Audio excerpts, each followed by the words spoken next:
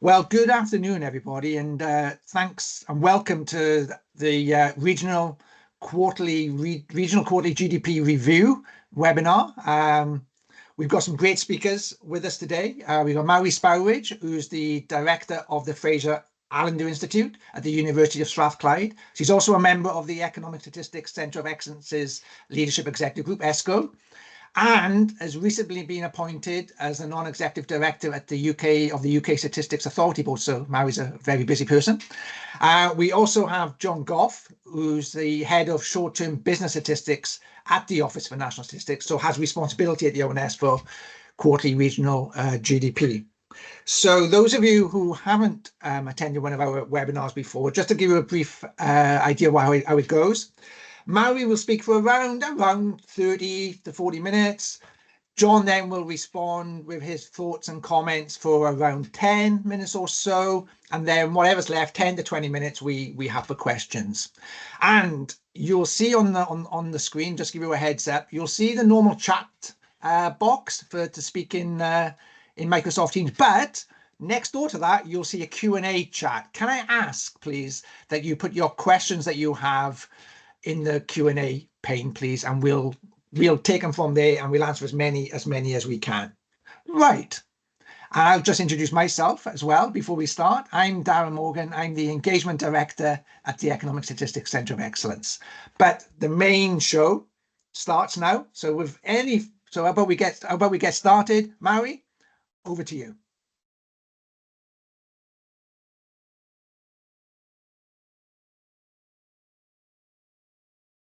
Thanks very much, Darren, and thanks for inviting me along today to speak about this review that we have done through our work as part of the Economic Statistics Centre of Excellence.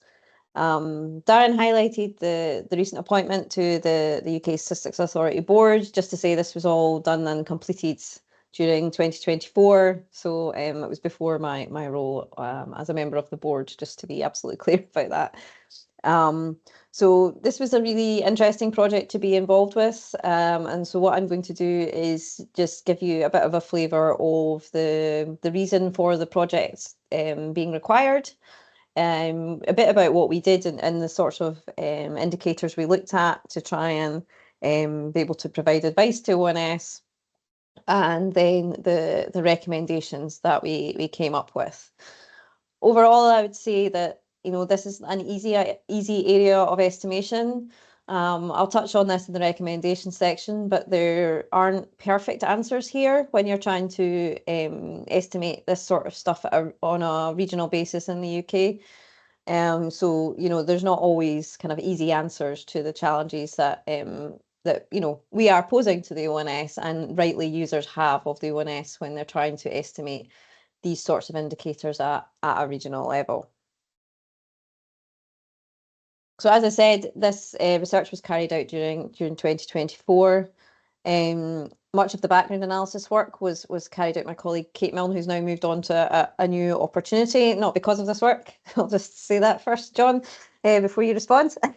But as part of many projects that we do through the Economic Statistics Centre of Excellence, Kate was seconded into the ONS so that she was able to kind of access some data that otherwise would be very difficult to kind of get out with the ONS boundary. So that was a helpful part of this process to ensure that we had access to some of the things we needed to be able to do the review. We also had support and advice from Jack Foston at Bayes Business School. And thank you so much to the ONS team. You'll hear from John later, but they were very open and supportive of the work and sort of considering our recommendations that we had for improvements in the methods used. There were also other people in the ONS that kind of reviewed the document to check that we weren't, making any mistakes or saying anything that was terribly unhelpful. And also to colleagues in the Scottish Government who reviewed the document for accuracy, because as you'll see as I go through the presentation, some of this is about comparing the way that different bodies are trying to measure this stuff at a regional level. And one of my recommendations touches on this, about what can be learned from the different bodies that are trying to do this, because many of the challenges are the same. And I think it would be helpful if there was sort of a sharing of practice and methods across the UK. So just before I get off to the kind of genesis and the reason for the review in general, we had to kind of come up with a way of referring to lots of different types of ONS publications in the report. So there are some acronyms that we use throughout. So we've defined them up front just to make sure that everybody's absolutely clear what we're talking about. So there are three main ones that we refer to in the report. One is the series of interest, the regional series, which is the subject of the review, and that's the quarterly country and regional gross domestic product figures. These are quarterly estimates of GDP for Wales and the 9 regions of England. So we've abbreviated that, as you can see there. There's then the annual regional gross value added, which is also referred to as regional GDP on the annual basis. So these are the traditional annual regional accounts, which are produced by Trevor Fenton's team. They are getting released very soon, which is very exciting for all of us who work in regional analysis. I'm sure you'll agree. So this time they're called Regional Economic Activity by Gross Domestic Product. And these are the principal annual data, which are published by the ONS. And this gives GVA and GDP measures, both in current prices and in chain volume measures, for not just the sort of geographies we're talking about here, which is the ITL1 regions of England plus the country of Wales, but also for much lower levels of geography. And these are the principal data source that are used for lots of different regional analysis, but they are on this annual basis rather than a quarterly basis. And finally, we refer to UK quarterly GDP. So this is produced to measure quarterly growth at a detailed industry level, and produced and updated twice a quarter, which culminates each quarter in the quarterly national accounts, roughly sort of 3 months after the end of the quarter. So this is we refer to this as shown. So it's just so we're clear what we're talking about, because it did get quite confused as we were working through this, it's particularly the constraining steps that are happening in the process of producing the regional GDP. So our report is structured like this, and we go through like what's the background, what's the motivation for this review. We talk a bit about the current approach that is taken by the ONS to producing this, or at least the current approach before the publication was paused in July 2023. We do a bit of analysis of the revisions that were experienced by users and the estimates that were published. We review the different approaches to measurement of quarterly GDP. We chose to compare quarterly regional GDP with UK quarterly GDP, and also the approach taken by the Scottish Government to produce their quarterly GDP metrics to have the sort of 3 different perspectives on possible source data and methods that could be used to produce these estimates for different industries. We've got a section on the suitability of the source data, because that came up as an issue when we were doing our review, and then we've got some recommendations. So in terms of the motivation and the background for the review in the first place, experimental estimates, the quarterly country and regional GDP estimates, were introduced in September 2019. There was clear user demand for these sorts of estimates. These were introduced for the 9 regions of England and Wales, as I have mentioned. NISRA and the Scottish Government have for many years produced estimates for Northern Ireland and Scotland. NISRA don't call it GDP, they call it the Composite Economic Index, but it's the same sort of idea, and Scottish GDP has been produced for over 20 years on a quarterly basis. So the ONS wanted to fill a gap rather than to duplicate, so that's why these estimates have been produced for Wales and the 9 regions of England. And the Welsh ones, to some extent, supersede some of the data that's been produced through short-term indicators for Wales, sort of separately in previous years. So that was the purpose of them being introduced in September 2019, and provided a breakdown by industry and all of those regions mentioned on a quarterly basis. And, by international standards in terms of the short-term indicators being produced for regions of a country, these can be seen as quite advanced, that this was being done on a regular basis to complement the Scottish and Northern Ireland data that's already produced. When ONS were first developing these estimates, they decided that they should be produced almost entirely from admin data wherever possible. And particularly, they were looking at using turnover data from VAT returns, rather than what is used more for the UK quarterly GDP data, which is business survey data. Now, VAT turnover data are used extensively by ONS now, as many of you will know, and these data are used extensively for the UK quarterly series as well. Although, as you'll see through the analysis we've done, business survey data and other sources are tending to be used for all of the larger businesses in different industries. So for the UK estimation, quite often VAT turnover data is used for smaller companies, but business surveys are used for larger companies. Whereas for regional GDP, ONS decided that VAT data would be used for all sizes of businesses within an industry if possible. And you'll have seen many analyses by the ONS of the use of VAT data, and wherever possible, they're looking to expand this because obviously it's administrative data, and particularly for smaller companies, you get that kind of much fuller coverage of them rather than relying on survey data, which can have quite a large sampling fraction.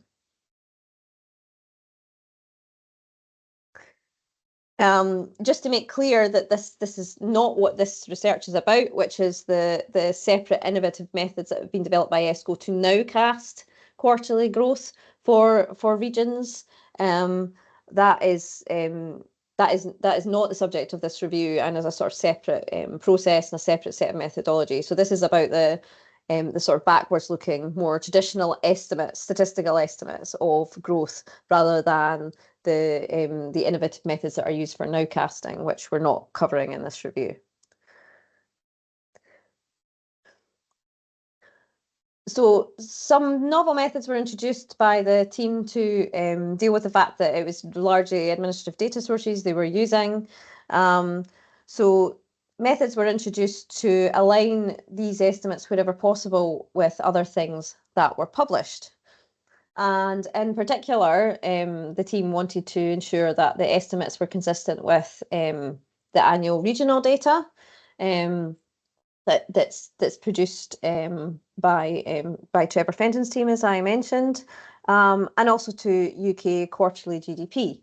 So you can imagine on an annual basis, regional growth in an industry should be the same as the regional growth published in the annual estimates. And on a quarterly basis, all the regions should add up to what's happening at the UK level in a particular industry. So trying to make the data that's being published consistent with the UK picture by industry and the annual picture by industry all makes sense to try and make this all consistent with each other. However, some of these extra constraining steps that have been added in over the period of the series' existence didn't deal with some of the concerns that users had with the estimates, which was the volatility of them and the tendency for quite large revisions. And in some cases, the revisions could lead to the sort of economic story that had been told about a region or an industry within a region kind of changing quite considerably over time, and it kind of undermined confidence in the estimates from users. So this publication was paused almost 2 years ago now, as the data wasn't sort of deemed to be of sufficient quality, given the size of the revisions that were coming through. So we were commissioned in late 2023 to carry out a review of the methods that are used and the approaches to producing this series. The ONS were particularly interested in the sort of constraining steps that they were doing to try and make these things consistent with UK growth at the industry level and annual growth also at the industry level, to make sure that things were all consistent with other published estimates. But we also wanted to look at things like source data and the consistency with the way that things were done by other institutions who also produce this data. So, this is our interpretation of the broad process that was followed by the ONS in trying to produce these estimates, which were all consistent with all of the other estimates that were produced. And that's quite a complex process. This is very much a simplified interpretation of the process that was followed by the ONS. But, in summary, the quarterly estimates by industry for all of the regions are constrained to the growth in the UK industry. Makes sense. All the regions should add up to the UK. And then the quarterly estimates by industry and current prices are constrained to the annual series. So basically all of the quarters in the region should add up to the annual growth. Again, sort of makes sense.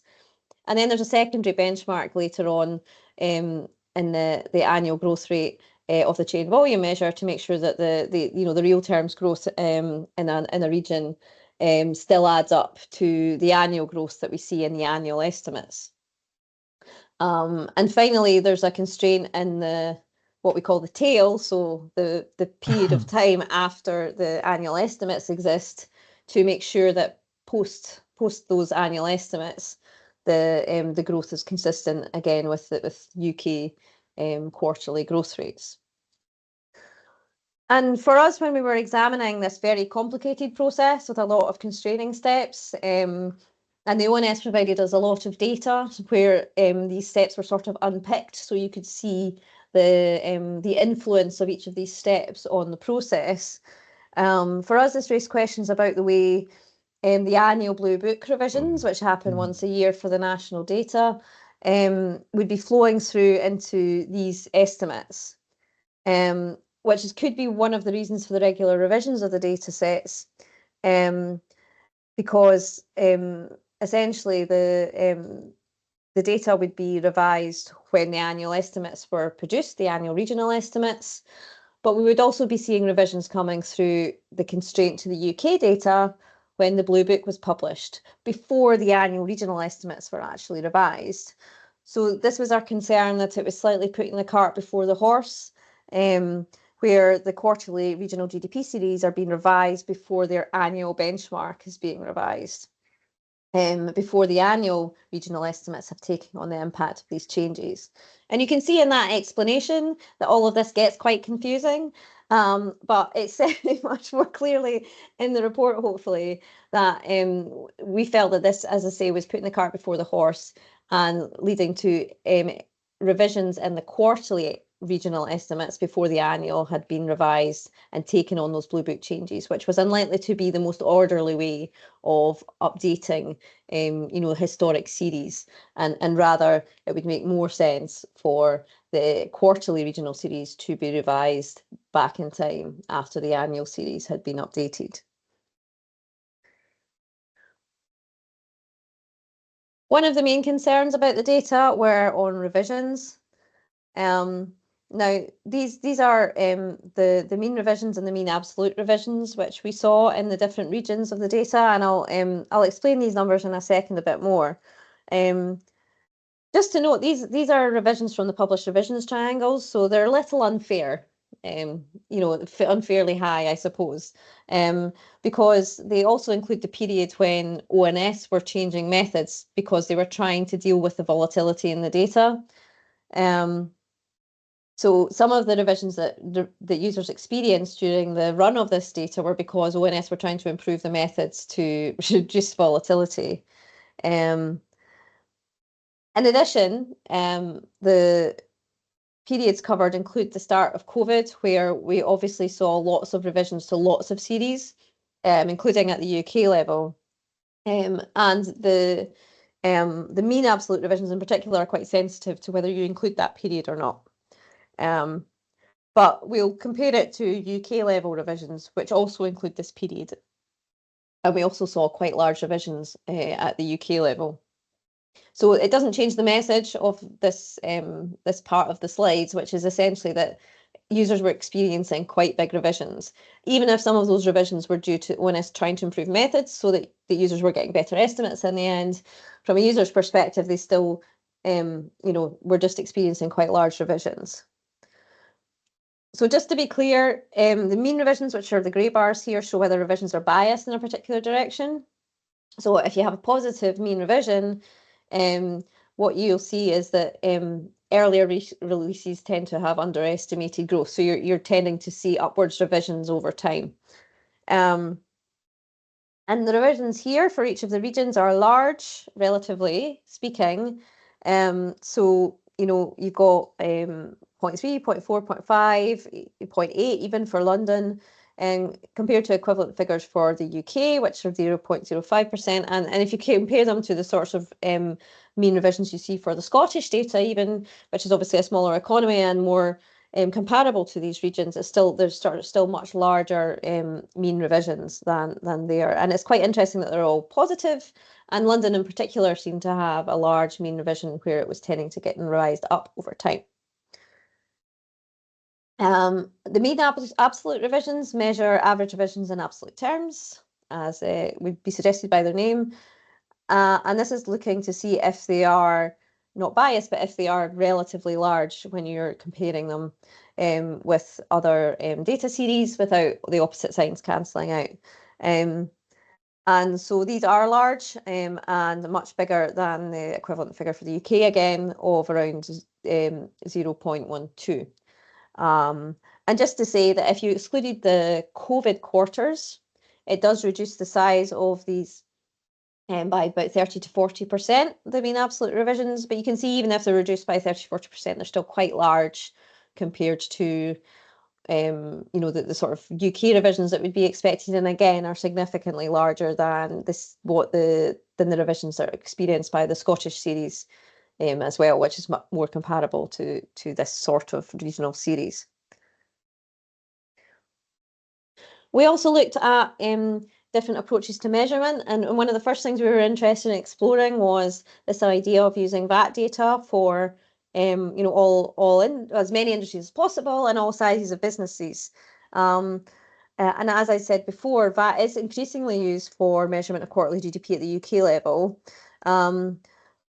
But examining what it's actually used for, it's the case that it's not used for the vast majority of large firms.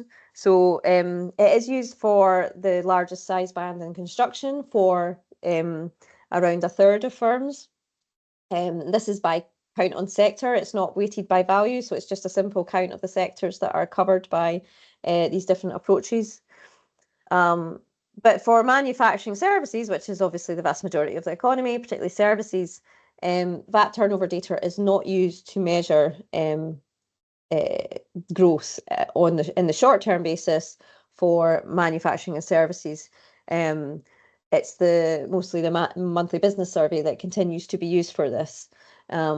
So we thought this was kind of interesting to see to what extent are these data sources being used at the UK level. And I'll kind of come back to this, but it's good to question why, if it's not deemed suitable for use at the UK level, is it going to be good enough to use at the regional level? And with all of this stuff for regional estimation, the difficult question can be, well, what's the alternative if we don't use this? And some of the reasons might be about the signal the data is giving you compared to the annual data that you're trying to produce a quarterly path for. In the paper, we go through all industries and try and set out what different approaches are used for different series. So what we're doing here is, this is a sort of sample of it, and it's a sort of stylized version to try and show generally what different approaches are used. And what we're looking at is, what does the quarterly regional GDP use? So the series that we're reviewing, what is the approach done there? What's the method used for UK quarterly GDP? Are these two things different, and where are they different, and how are they different? And what's used for Scottish GDP as a kind of external comparator and an organisation who's trying to also produce a regional series. So In the paper, we sort of categorise this with different colours to show where, in orange, for example, where the quarterly regional GDP is using the same methods as the UK, where the UK GDP is using the same methods as Scotland, which is in the yellow, where they're all using the same methods, which is the green, and where the quarterly regional GDP and Scotland are using the same method, but the UK is using a different method, which is shown in blue. I think in much of the economy, you can see that for smaller businesses, quarterly regional GDP in the UK are using the same methods, so i.e. they're using VAT data, whereas the Scottish Government to date have not used VAT data and continue to use the monthly business survey. Whereas when we look at large businesses and industries, it tends to be that whilst the quarterly regional GDP that the ONS produces still uses VAT data, the UK uses MBS, and the Scottish Government use a regionalised version of MBS, so basically the Scottish cut of the MBS to do that estimation. So that's probably the biggest difference through most industries that we see, but there are exceptions to that, and there are some areas where as I say, there's more congruence between quarterly regional GDP and the Scottish Government, but there's much more congruence between Scottish Government and quarterly UK GDP than the quarterly regional GDP because of this use of VAT issue. So I think that's quite interesting. And I think there's a broader discussion to be had about comparison of methods and, hopefully in the future, maybe more consistency of methods across different producers. So in some cases that we found as we were digging through the data as constraints were removed, we felt that the source data itself looked to be a considerable issue. And so that the issue maybe wasn't the constraints that were being applied, but in fact the data that we're starting with. And so a real question for us to ask was, is the quarterly data that's being used actually in any way correlated to the annual data that we're trying to essentially derive a quarterly path for? So is the data source at an annual basis consistent with the annual regional GDP data that we're sort of trying to proxy for? And the answer was sometimes yes, and sometimes really no. So in the paper, there's an example on construction where quarterly regional GDP used output in construction industry data. Those of you who've worked on Scottish GDP before will know that this has been a real problem in Scotland, that the output in the construction industry data doesn't in any way seem to be in any relation to output in the construction industry in terms of what we're publishing on an annual basis. So that's caused issues with use of it for quarterly estimation in the past. And you can see, for some industries, the correlation is fairly good. And for some regions, the correlation is fairly good. And for some regions, the correlation is fairly poor. And as we say in the paper, if you're going to use a high frequency indicator to derive a path for a less frequent one, you would want to be seeing correlations of 0.7, 0.8 to think it's a good indicator to use to derive that that higher frequency path from. And on the other side of it, for one region, we looked at after you remove all the constraints and you go down to what should be, in theory, the input data, but it wasn't quite that for various technical reasons we can get into. But essentially, what's going into the system before any constraints are applied. If you look at that compared to, again, the sort of annual regionals, and to what extent is this quarterly data on an annual basis correlated with our annual published data? For some industries, the correlation was fairly high. As you can see, the green is good here. So you're talking about manufacturing, accommodation, food services, and so on. It was good. But for many industries, it wasn't so great. And the correlation was much poorer.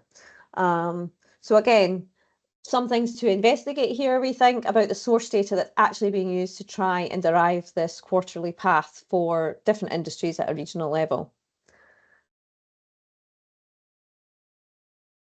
So, in terms of the recommendations that we made, the first recommendation we've made is that the primary constraint for this data should be annual regional GVA. So this is the stuff that's going to get published on the 17th of April, the primary annual source for regional information. So only when new data are published for this, like in a couple of weeks' time, should the sort of back series of this quarterly data be opened for revision back to the start of the series. So we are recommending that UK quarterly GDP shouldn't be used in this closed period to constrain the quarters. It should be the annual regional. Implicitly, the quarterly regional GDP will be constrained by UK series, of course, because the annual regionals are. So this is the way it should happen. That's the orderly way of things, that the UK revision should feed through to the annual regionals, and the revisions in the annual regionals should feed through to the quarterly regionals. That's the way it should happen in a sort of orderly fashion.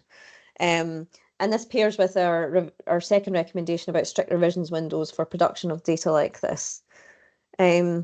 We think that this is making the production of this sort of data consistent with the approach of, short-term indicators for the UK, with the annual regional publication being treated like, the production and of the supply news tables for the Blue Book, which is the only time that the sort of whole series is open for revision. And obviously, hopefully in time, there will be supply news tables for different regions, which can be used to feed into the annual regionals, which can be the benchmarks that are used, but only once a year should that whole series be open for revision. This is also consistent with the approach that the Scottish Government take. When they publish their supply news tables, that is when the whole GDP series is open for revision, and it's only done that once a year.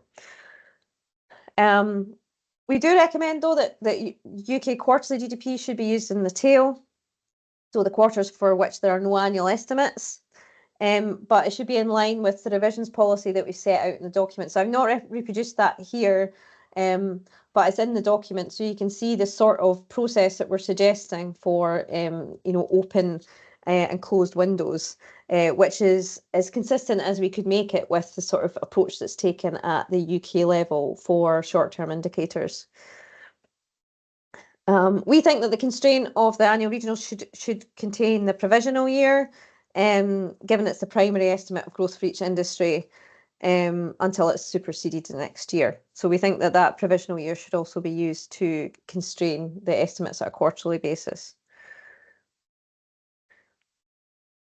Our second recommendation is that strict revisions windows should be introduced. We think that the back series should only be open once a year for revisions. And it's probably easiest to see this in the document, where we're sort of taking through an example of how this could work. But the important thing is not the sort of specificity of that. It's more that the exact revisions policy for any series is always a balance, and can be determined in conjunction with users. There's a balance between minimising regular revisions and minimising the size of revisions when they eventually come. And that's why any economic statistics regular production like this, where lots of series are interlinked and are likely to impact on each other, has sort of quite strict revisions policies which should be followed, so that users understand when series are open for revision and when they are not. Our third recommendation was about the source data. If the annual signal in the data has a weak relationship to our primary constraint, our annual regionals, then there's a question about suitability for deriving the quarterly paths, as we've already discussed. Related to this, if I've already mentioned, if VAT data aren't deemed suitable for use for deriving a quarterly path for particular industries, or for large businesses in particular industries at the UK level, we need to at least consider whether the use for regional purposes is likely to be problematic. There are some particular industries that look an issue potentially, particular industries or band 4 companies, so the largest companies more generally, that could be looked at first. But I think it's at least worth considering the reasons for not using it at the UK level, and whether that causes any issues for use at a regional level. I think this is a really important point. The next one that we've recommended, it's important not just to use a regional source because it exists, because there is a regional source which is related in some way to output or turnover, does not mean it is a good proxy for the annual measure of GDP or GVA. If it's not likely to be a good predictor of annual regional GVA, then my worry would be that we're introducing kind of spurious changes or spurious growth across a year, which is likely to be revised away every time. And there has been some instances of changing in methods and so on in order for producers to reduce the likelihood of revisions when the ultimate annual benchmark is introduced. It's better not to introduce regional variability if it's simply a product of a poor data source. And by poor, I mean a data source that's a poor predictor of growth in the end. So we think that before the statistics are re-established, we need a review of these data sources and the extent to which they're congruent to the annual regional current price estimates. And then once we know that, we'll know how many of the issues can be fixed by making annual regional GVA the primary constraint, and how many can be fixed by strict revisions windows, and how many are more fundamental about the source data that is being used.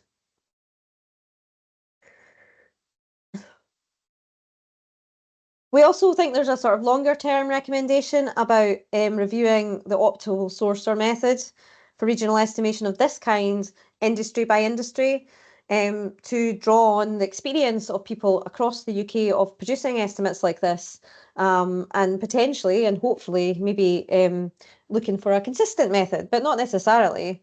So we would like to see that expertise drawn upon that exists across the UK, and looking at good practice that has been established in the use of practice across the devolved governments, for example, in regional trade measurement.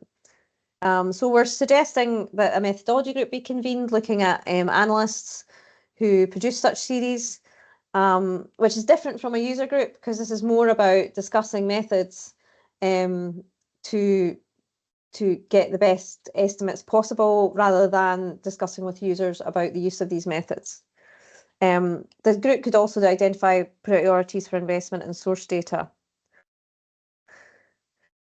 which links on to our next one, which is much longer term and, you know, perhaps slightly optimistic in the current environment, but still looking at new data sources which are equivalent to national measures could be developed to improve the quality of the estimates.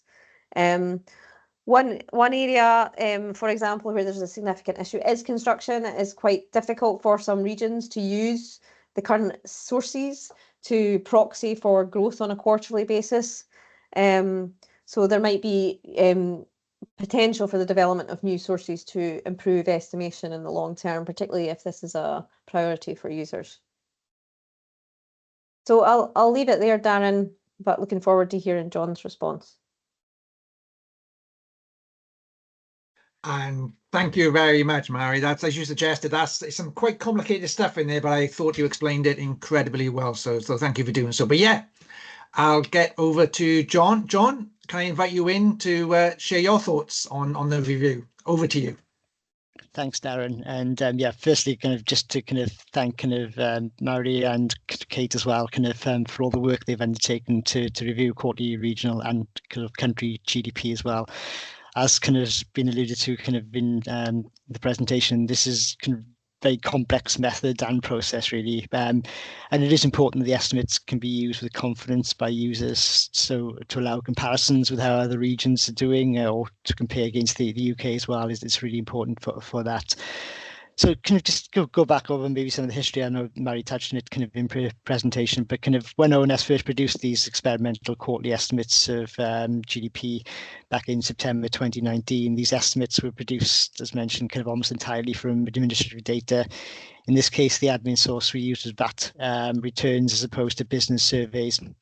Whereas kind of, again, as Mairi mentioned, kind of UK GDP uses a combination of both admin data and business survey data being used in that as well. So there is a difference kind of within that. But when we first introduced the experimental estimates, we were committed to continuing improving the accuracy and reliability of the quarterly regional estimates, and statistical improvements were made in 2022. And the aim of these improvements would better balance together the various sources and ultimately produce better aligned estimates for each region in England, Wales, and industries within these as well. And again, just a reminder, kind of as mentioned again, kind of Scotland, Northern Ireland do their own kind of thing. So we are kind of really only talking about kind of England regions and Wales at the moment within this review. Although kind of when we made these kind of changes and kind of improvements, it did become clear at a time when kind of when we were making them, we were coming to the end of a very volatile period, coming towards the end of the pandemic. We had the impact of the Ukraine war, which greatly impacted energy prices. And yeah, we did find that revisions were being made each quarter to the estimates, which were much larger than anticipated and occurring every quarter. The revisions are due to numerous reasons, kind of the additional VAT data that we took on board kind of in the latest period, and revisions to the annual regional and national GDP figures as well, which we were constraining to as well. So there were reasons for kind of those revisions happening, but we did recognise that this volatility in revisions kind of did cause concern and was flagged to us by users, and in some cases was changing the story as well. So for example, some industries within regions, quarterly growth might have been revised to falls and vice versa. So we did take the decision to pause the publication production of the quarterly regional estimates while we work to improve how and when these estimates are aligned to the UK quarterly GDP figures and the annual regional accounts. And the aim of this really was to try and reduce the level of revisions, provide more certainty to users, and allow the estimates to be more comparable with other more well-established kind of outputs. So kind of we asked ESCoE, in particular Mairi and kind of Kate, to review how these data are aligned to the national and annual estimates, as well as reviewing the impact of receiving late VAT returns. The aim being ultimately to provide ONS with an improved approach to the production of the quarterly regional GDP estimates. We felt it was important to have an independent review with someone more detached from the production of the estimates to review and provide fair challenge, as Mairi has done kind of in the processes, so we could ultimately kind of improve kind of the output kind of for users, and the result of kind of the work we've just been taken through now as well. So again, kind of, you know, thank you for everything done, but this does mark a milestone now in kind of in our overall plan to kind of ultimately reinstate the quarterly regional estimates. And you know, we can kind of start kind of working on these kind of recommendations now. But as has been touched on, kind of creating a consistent regional GDP data set alongside and below national levels is not simple, and implementing these improvements will take a little while yet to fully introduce. But it is important the quarterly regional GDP estimates are comparable with the annual regional GDP figures, so users don't have conflicting views or estimates. But at the same time, we do need that kind of compatibility with the UK GDP perspective as well. So we can't be telling a story and from the subnational space that contradicts what's happening at the UK level. So it is important that we are joined up in that respect. Whilst all recommendations from the review will be considered and likely to be implemented for quarterly regional GDP when we will bring it back, we will look to focus on certain ones in order to bring the publication back at the earliest opportunity, whilst ensuring the appropriate level of quality. We will then look to develop and work on the other recommendations, which mainly are linked to longer and more ongoing development. So the key recommendations that we plan to include before bringing these statistics back include constraining the annual regional GDP. This will be applied to the back series and reviewed for consistency with the National Accounts Revisions Policy. Assessing source data, kind of an ongoing assessment of the suitability and use of the source data by region and industry to ensure accuracy. To produce a consistent back series, creating a back series to publish in advance of reinstating the quarterly publication, so which will be consistent with supply use tables and balanced to the annual regional GDP figures as well. And ultimately then kind of announcing a publication schedule and revisions policy, so establishing a clear publication schedule and revisions policy for users to understand and know kind of what to expect in that. So with this in mind, so the next steps and plans for ONS in relation to quarterly regional GDP estimates is the aim to reintroduce the estimates and publication kind of this year. As mentioned, we plan to publish the back series in advance, and this will provide a consistent series for users and will include the period since the pause has been in place. And we are keen to work with interested users to help take the work forward to ensure we're meeting kind of everyone's needs wherever possible. And we plan to reach out over the coming weeks and months. So kind of if anyone on the call is keen to engage and be involved, we'd be more than happy to hear from you in that respect. Once we do bring the estimates back as well, touching on kind of some of the final recommendations in the presentation as well, we will continue to review and develop, which links, as I said, in with these longer term recommendations set out in the ESCoE report. We will look to set up kind of a working group, technical group going forward to update on progress, define new enhancements and take on board views to help us continually improve. You know, it's not we're going to do something and we're going to stop and kind of that is it. You know, this will be a kind of continual improvement kind of area. You know, there is often a sort of trade-off between granularity and timeliness, and hopefully this helps kind of when we do bring this back, this helps fill the user need for subnational statistics in a timelier manner in that respect. And I guess the final part I just wanted to kind of mention kind of just a bit more widely before I kind of hand back to Darren for questions is kind of, you know, this hopefully will be a kind of a massive improvement to what we can kind of offer in the subnational space. But this is a small part of the suite of work that ONS is undertaking in the subnational space. ONS has made substantial progress in improving the availability and accessibility for local decision making through our local data and insights project, previously known as a Leveling Up subnational data project, and delivering kind of multi-award winning Explore local statistics service to support users to find, explore, compare kind of local data that's relevant to them as well. So kind of hopefully this will kind of complement a lot of that work that we're doing as well when we do bring that back as well. So yeah, kind of hopefully that's kind of some kind of reflections and perhaps some of our kind of plans to come up with now. But yeah, thank you again for all the work that's been done, and I'll hand you back to Darren now.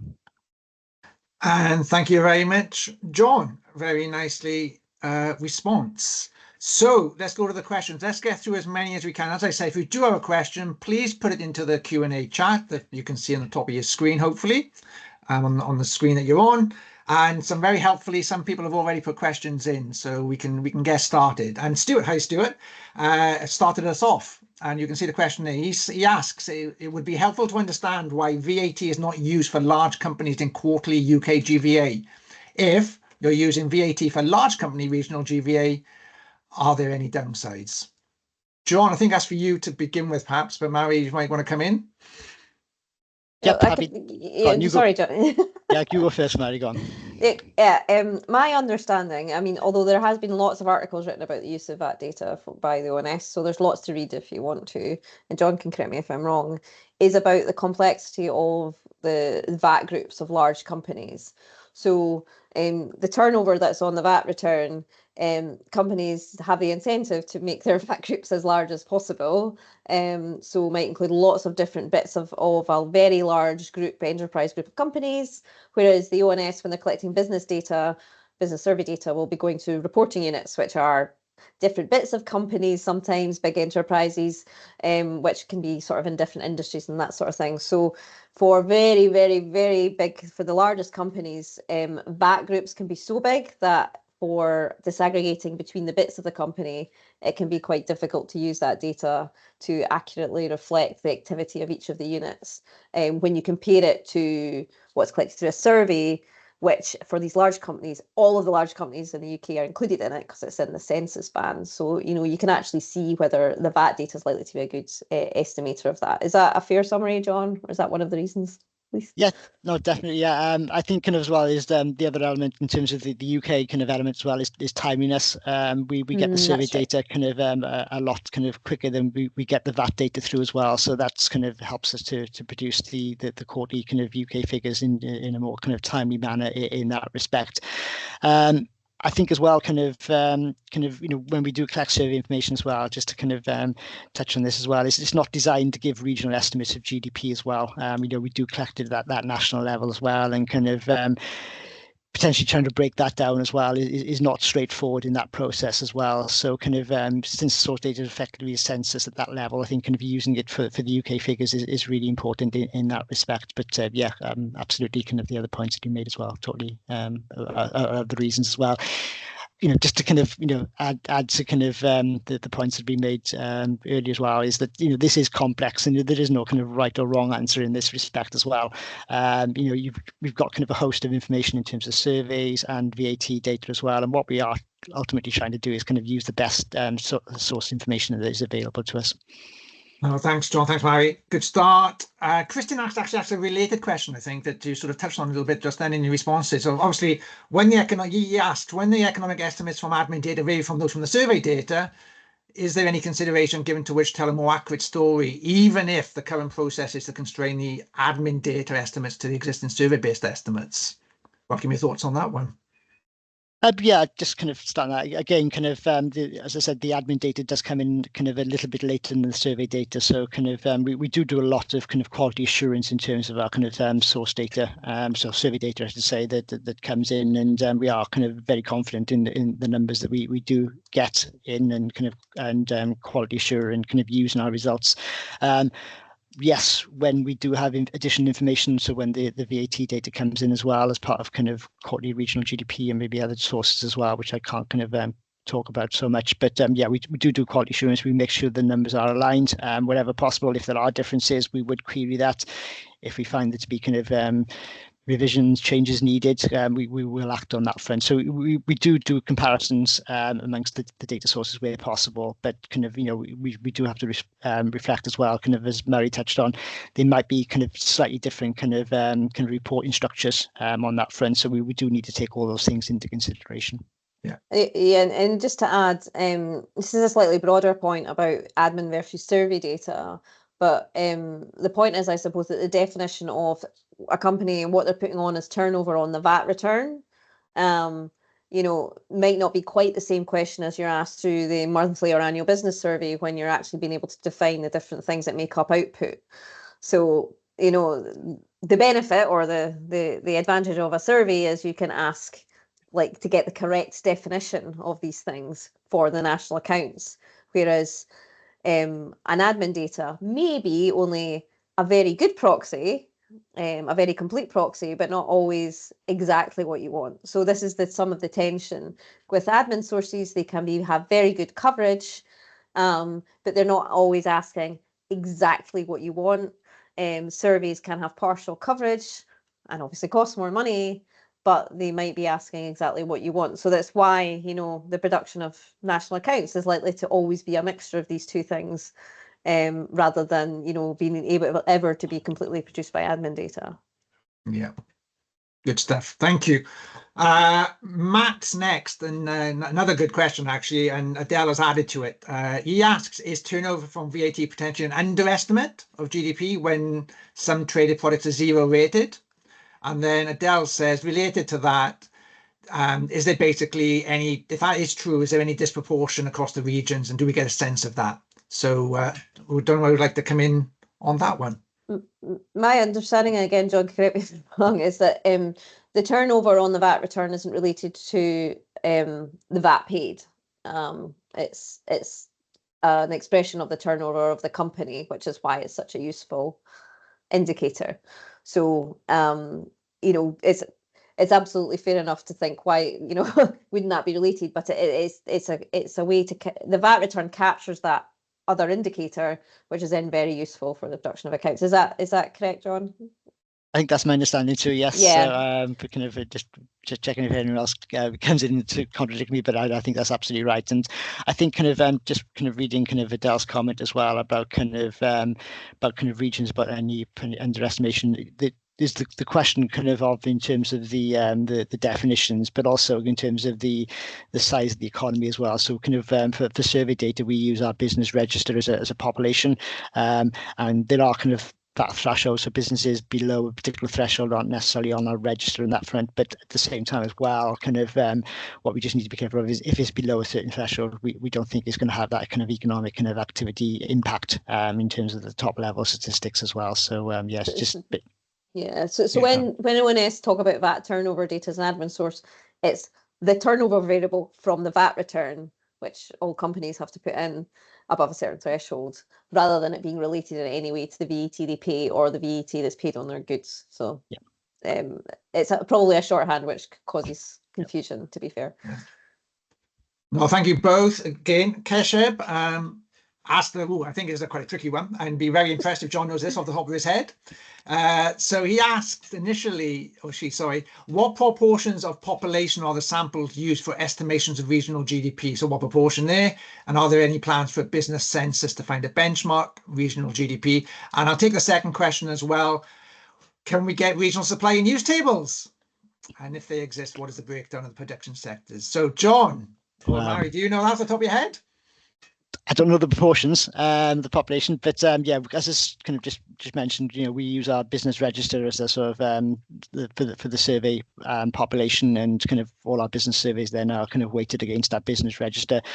There is a threshold for, so I believe it's around about 80,000. It might have changed, where kind of if a business kind of has a turnover less than that, they're not necessarily on our business register, or it's not as simple as that. But kind of that's kind of a broad assumption. So there are sort of smaller businesses that wouldn't be included on that.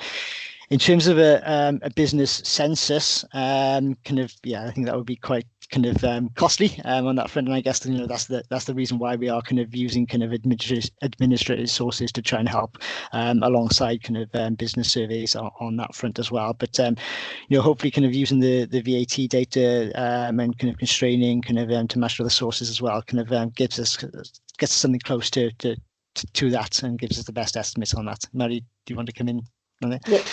Yeah. Just on the supply and use tables, there are supply and use tables for Scotland, Northern Ireland, and now Wales. Well done, Wales. Recently published them. There is a project underway, which is led by the OECD, to produce them for the 12 ITL1 regions of the UK. I'm not quite sure where that's got to, but I think it's in fairly advanced stages. So they sort of are coming in the process, but because of the way data is collected within the UK, and particularly within GB, where a company's reporting unit is across GB, these things can be challenging. It's collected at that level, so you have to come up with techniques to portion out the activity. And that does make it a little bit challenging within the UK. So one of the other questions I see is about international best practice for producing subnational GDP data. And whilst in other projects I've worked on, that's been a big topic of discussion. A lot of the issues in the UK are caused by that data structure, which is, the other countries who are leading this. UK does pretty well on this stuff. It does. It's one of the leaders in the world on subnational data. But the very frontier countries like Canada collect all of this data at a really local level. So it's much easier for them to produce this sort of information because they collect it first at a very local level. So the UK does pretty well, but it's not the best in the world at it. Daniel, I think Mairi just answered your question as well. Thank you, as well as Kesheb's. John, do you have anything to add to Daniel's question? Is that regarding the supply use tables? No, international best practice. International best practice. In terms of kind of when we kind of look to kind of implement kind of quarterly regional GDP, we did kind of look to see what was done elsewhere, and we'll continue to review kind of what's done kind of internationally as well. And as I said, when we do bring this back, kind of it won't be the end of that in terms of development. So we'll continue to review and kind of see what other kind of countries, areas are doing as well. Right, we have one more question left. We're going to get through them, guys. Well, almost. If people can hang on for one more minute, we've got a minute to answer the last question. Stuart ends with a very good question. The fact that the correlation data you presented differs quite a bit between region, Mairi. Do you have a good sense of the drivers of these differences? So the ones I presented were all regions for just construction, and then for one region for all different industries. So the drivers of these differences are difficult to work out. On the construction side, there isn't an alternative truth that we can look at, to say, well, this is what it should be. All we know is that this data are a poor predictor for the annual growth in many regions and are better for others. So it's really difficult to know, but that's what some of this investigation work can start to unpick. But construction is particularly tricky, and personally I'd like to see it was one of the priorities for more development.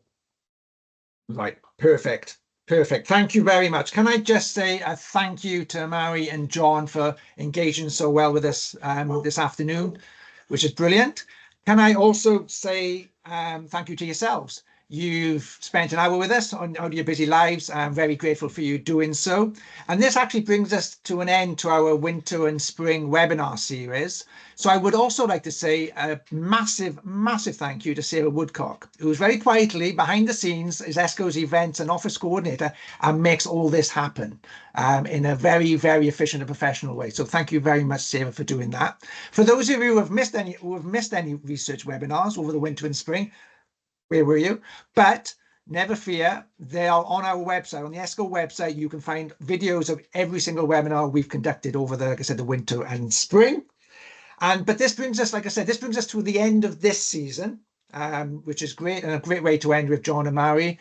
But just to remind you that the annual ESCoE Measurement Conference of 2025, registration is now open. It's on the front page of our website if you want to go there. It's taking place between the 21st and 23rd of May at King's College London. There'll be great speakers. There'll be great topics to talk about, amazing opportunity to network, and it's free. And we look after you very well when you're with us. So why wouldn't you come? So please go on. If you are interested in coming, please come onto the website. Easy, registration is easy. Come and join us in May. But with that, I will let you get back to your daily lives. I hope you have a good rest of the week and a lovely weekend when it arrives. And thanks again very much for joining us, everybody. Bye. Thank you. Bye.